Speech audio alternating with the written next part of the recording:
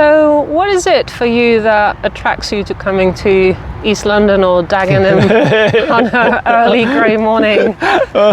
Today we're planning on doing a bit of a biodiversity blitz. Let's rewind for a sec. Before he starts geeking out over biodiversity, Adrian from the SUGI project is here to tell us about pocket forests and why they are awesome. We're in Parslow Park. About 4.5 years ago, the council and us collaborated in building or planting this forest here, and this is called the Forest of Thanks. It is a total of 10,000 square meters, so that's 1 hectare, and we've got 30,000 trees planted here. It's a completely self-sustaining forest now, and in fact, from day one, we've never watered this forest. So from the day that we planted them, they were all like little whips. They're only that tall. And in that time, they've grown to over 3 meters, and they're all native species. And the methodology that we've used when we planted this forest is called the Miyawaki method. Akira Miyawaki was a Japanese botanist who invented the pocket forest, a method to grow back trees in urban environments in 20 to 30 years rather than the usual 100 years. The main reason that we're planting so densely is to create competition above ground with the trees. So by having the trees so close to each other, they end up putting a lot more vertical growth early on as opposed to horizontal growth. So what they're doing is they're all competing to get as much sunlight or get to the sun as quickly as possible. And what we're also doing is we're allowing their roots to touch each other very quickly.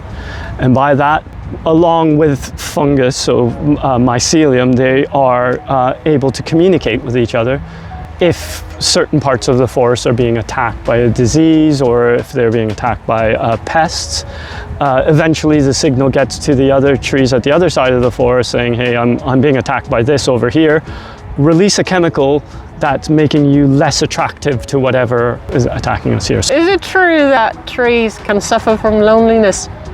I think what we're doing there is putting a human quality onto a tree, but in a way they do. Research has found that trees that are grown with other trees tend to grow quicker, grow better, and are more resilient. When you have a single tree, there's less of that cooperation that I mentioned.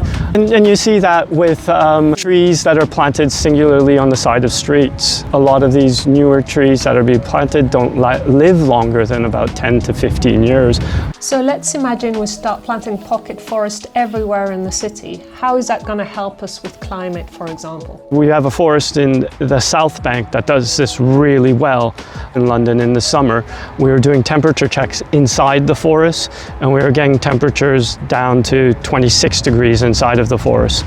Whereas on Waterloo Bridge, we were getting temperatures of 54 degrees. So that's about a 30-degree difference. Now, the temperature just on the outskirts of the forest, we were getting at 28 degrees. Then there's also other things like these green spaces are great at absorbing flood water. There's some figures out there that say that a healthy soil for a cubic meter can absorb about 550 liters of water. What kind of positive feedback did you get from people?